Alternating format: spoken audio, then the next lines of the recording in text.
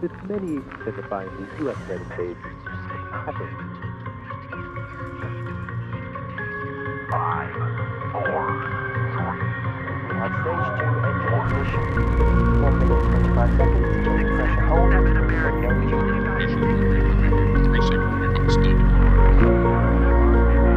No we have ambulance 236 291 4229.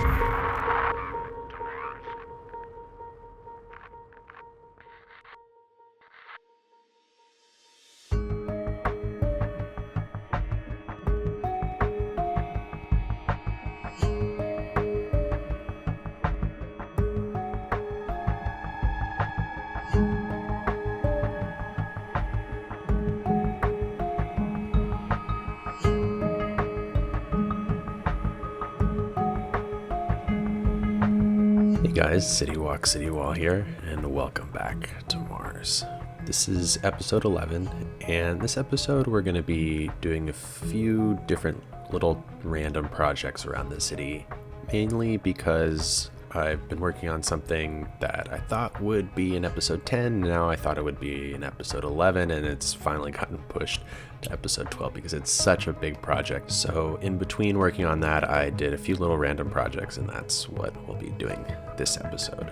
If you guys are new here, you've never seen an episode of Cities Skylines Mars before, I would suggest just starting from the beginning. It's probably much easier to watch these in order. There's a lot of cool stuff that's been built so far, a lot of interesting game mechanics that we've been playing with and pushing the limits of. This episode is no different. We do some cool techniques that honestly I wish I had figured out earlier. So let's get into it.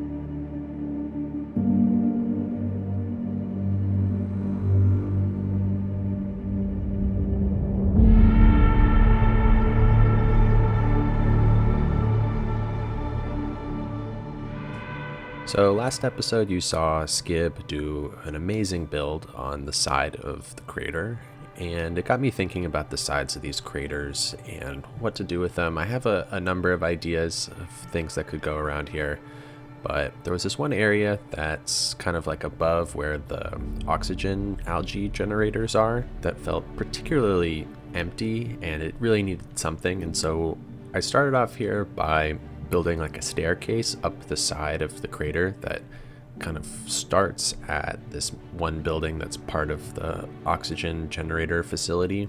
And my thought is that these stairs lead up and connect to basically like a big sensor array where maybe they're like testing the air constantly inside the dome, and you know, if it's like low on oxygen, they'll put more in, or whatever it is that they need to do. This is kind of the place that it gets run from. And so these stairs leading up there, that's like the main way you would get up to this area. I basically just used different stair assets that I have combined with like procedural objects in order to make them fit together really perfectly going up the side of this crater. I wanted to use this building. It's called the Institute of Cybernetics. And so I made like a platform for it up here where the stairs like finally get to a sort of flatter area, and placed that Institute of Cybernetics kind of on the platform right in the middle. Along the edge of that platform, I put a bunch of these sort of warehousey industrial looking buildings. Like maybe that's where a lot of the, you know, machines that run the sensor tests or whatever it is in there. On top of them, I put some satellite dishes and some little boxes and pipes and tubes connecting all of them. There's some lights that I placed down up the whole stairway, walkway, all the way around this platform here.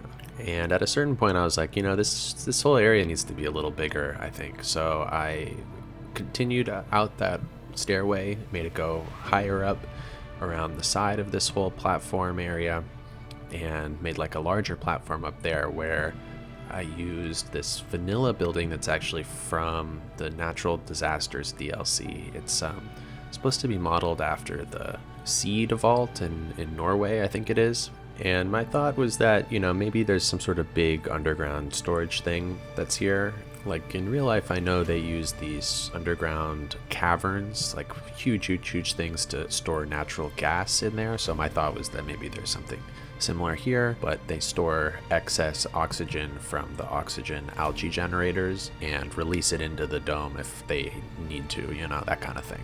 And so I extended out that platform a bit more, made kind of like a larger area up here, made an entrance into that cybernetics building from the back, a little bit higher up, and placed another vanilla building down behind it. And I used procedural objects in order to place down this building in a way where it could be mostly underground, and just place some lights, some gray flame rocks around here.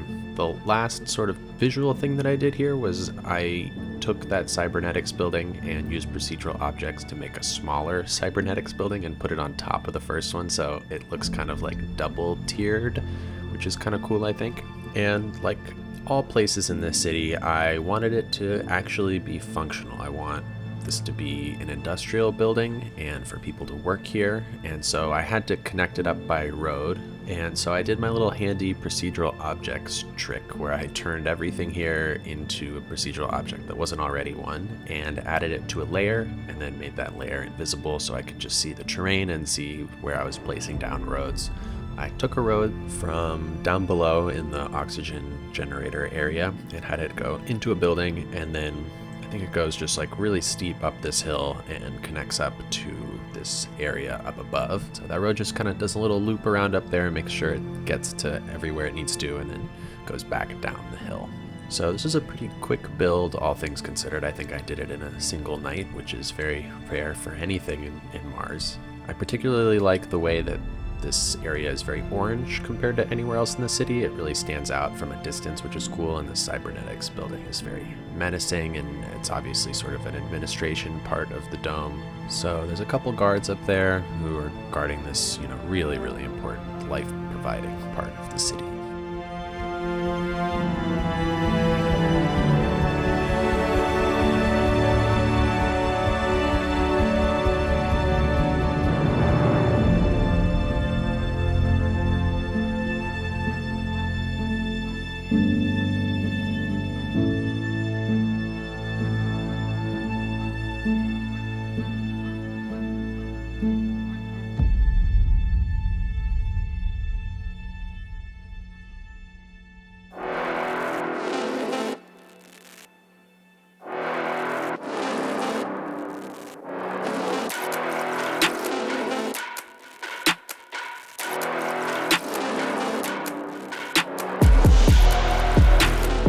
The next thing that I worked on this episode, I actually started in a live stream. So one of you guys suggested what this area should be. I started out here by just like arranging a bunch of buildings here in one of the underneath areas of this really big metropolis main building of the city. And it was a little bit difficult, honestly, to arrange this stuff because there's two different cable car lines that enter into the building here and a couple streets that enter, not streets, but conveyor belts that enter in here. So there was a lot of like placing things and trying to avoid those things or fitting everything together really nicely, And so at a point here, someone in the live stream chat suggested that this area should be a prison. And later on they said that they were joking, but to be honest, I really like that idea because this area is directly connected to the main building of the city. And I'm thinking that that's sort of the government administration building, and it would make sense to have a prison attached to that. So let's call this maybe like a medium security prison. And these buildings that I placed down obviously aren't prison buildings. And so my original thought was to do some crazy PO stuff and put bars over the windows, but Lumois, who is an amazing asset creator and also a moderator on the CityWalk Discord, offered to make some very quick little window bar props, and so I placed those around all over this building. There's sort of like a rooftop flat area that I put a fence around the edge of it and turned that into sort of like a outdoor area for the prisoners. There's some tables and some weightlifting benches and a little open area and a bunch of little prison people props that are around there. Put a couple of guard towers up there as well. On some of these other little ledges on top of this building, I placed some more fences and in some areas, some like weird tent things. In other areas, some sort of fan and air conditioner type props, like just on the roof. I placed a fence around the perimeter of this whole building, kind of blocking someone who's on ground level from getting close to the building. And then inside of that perimeter, what I wanted to do was create like a tower where a helicopter could land at the top of the tower. And if there's like someone who's been arrested and taken by helicopter, they could land the helicopter up there and get them straight into the prison. So I used procedural objects and some expressway pillars and some beams and some metal mesh props in order to create sort of like one segment of this tower. And then I just duplicated that up over and over on top of itself to make the height of this tower.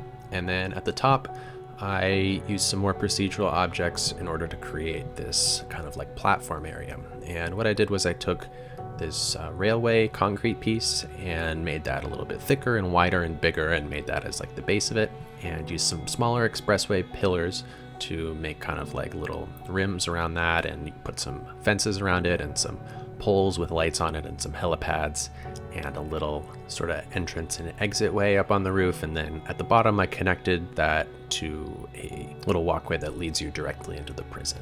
I also used a couple of these concrete network pieces in order to create sort of like supports for this larger platform piece that's on top of this very skinny tower. So there's 4 kind of supports that are holding that up. And I wanted this to be a place where police helicopters spawn from, so that it would look like police helicopters were landing here and dropping things off and flying away from here. And so in order to have those police helicopter spawners up this high, you need road access. So I took an invisible road and ran it through the prison building and made it go along that walkway down below, and then really steep up this entire tower, and then do a little loop up there and then go back down the way it came. So that gives road access to those helicopter spawners up there. Before this was all done, I also did just a little bit of work adding in some buildings directly across the street from here and detailing up this walkway that connects around this way with some more stalls and decals and things. But I think this was a good little addition to this area, especially considering that it gives this area some more purpose and a little bit of a story in that this is just all part of this main government complex. So thank you to whoever suggested making a prison here. This was a very cool idea, and I'm glad it all worked out.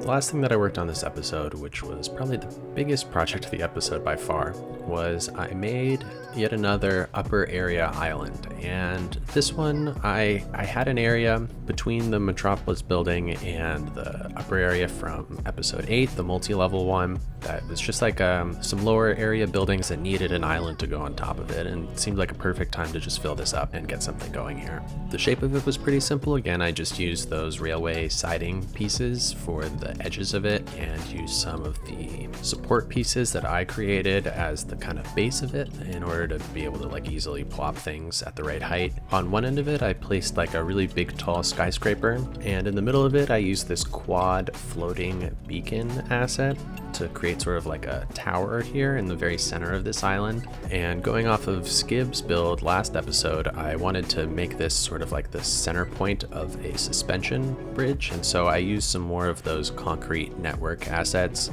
to make it look like this was a suspension bridge, and this was holding up the 2 bridges that connected to this island. So there's like 6 or 7 different networks that go from the tower to the ground on either side of this island here. That quad floating beacon asset is triangle shaped, and so underneath it I placed down some buildings that kind of make it look like this is the entrance of a nightclub. And I did a cool thing to go off that triangle idea. I took a Ronix expressway pillar and used procedural objects to get rid of one of the sides. So instead of a square, it was a triangle, and made the top part of it really, really big and the bottom part of it really, really small. I lined it up, the top of it, to the height of the beacon there, and I used procedural objects on the beacon to get rid of some of the railings, and use another expressway pillar to connect from that beacon to this triangle shaped thing so that it was all sort of part of one big upper platform. And I put some railings around the edge of it and some benches around and some little pots and trees and things and some purple lights at night, and made it into kind of like an extension of that platform that comes with the beacon. So I'm thinking that this nightclub is sort of over the top of this whole island, like at a slightly upper level, and so I placed down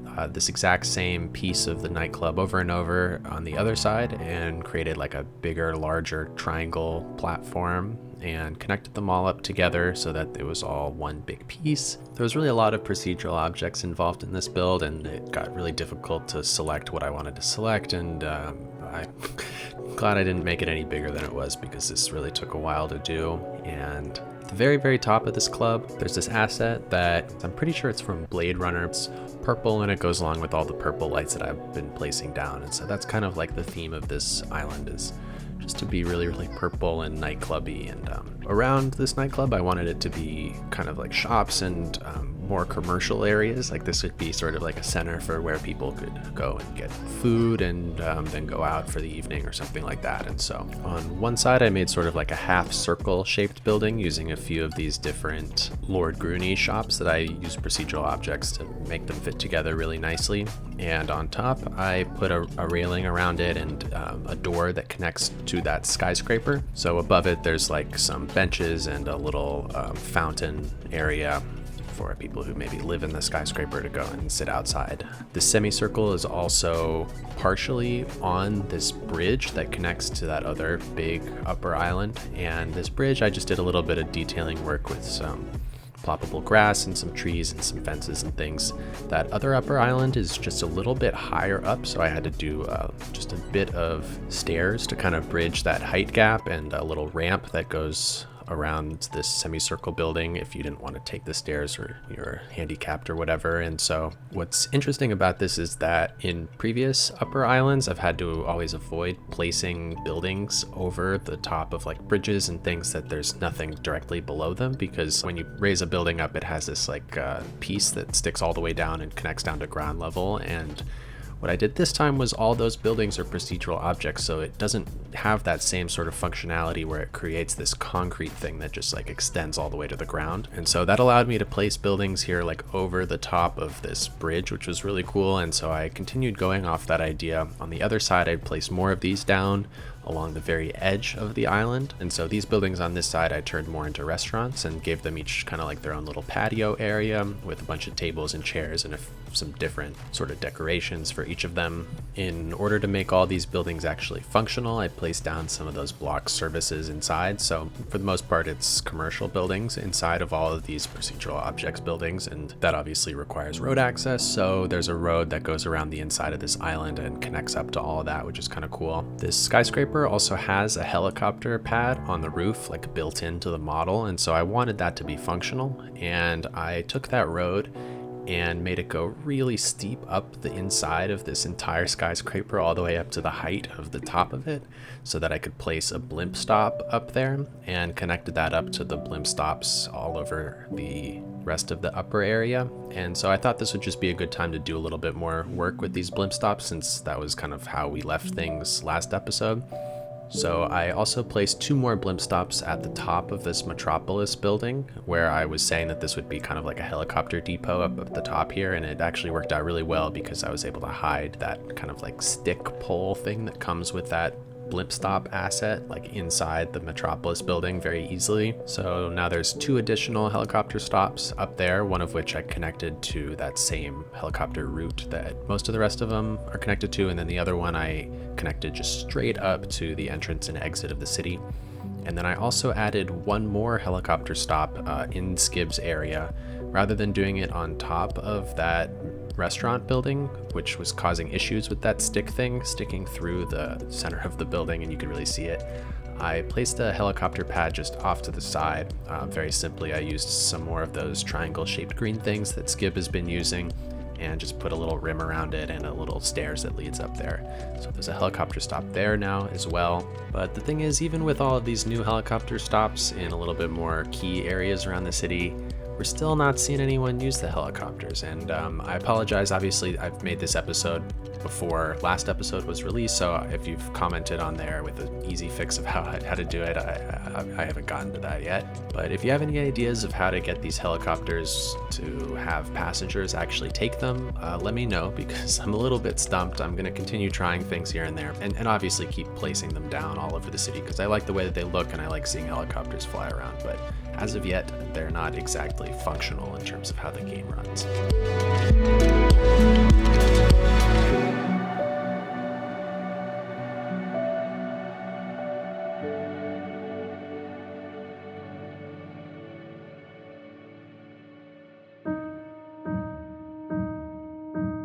The very last thing this episode was behind that skyscraper. I kind of made a little bit of a park area, a little garden where people who maybe live there or work there could go sit outside and look at the plants. So there's a little bit of a rim that I made using some concrete props and placed down some ploppable surfaces to make the floor of it, and just put some plants around the edges and some benches and lights and things. So besides for a few little additional things that I was adding like in between the upper level and the lower level, just to detail up the top of some of these lower level buildings and really complete this area, that's pretty much it for a huge chunk of the city. This island was sitting empty for a really long time, and now that it's finished, there's quite a bit of the city that's actually been completed, and it's all sort of connected up with completed areas, which is really cool to look at. And it's also nice that these people who live in the upper areas now have a couple little shops and things to go and entertain themselves, because previously a lot of these upper areas have just been sort of like larger open areas, gardens, fountains, things like that. And so now there's really a place that has been created where it's kind of more for their entertainment.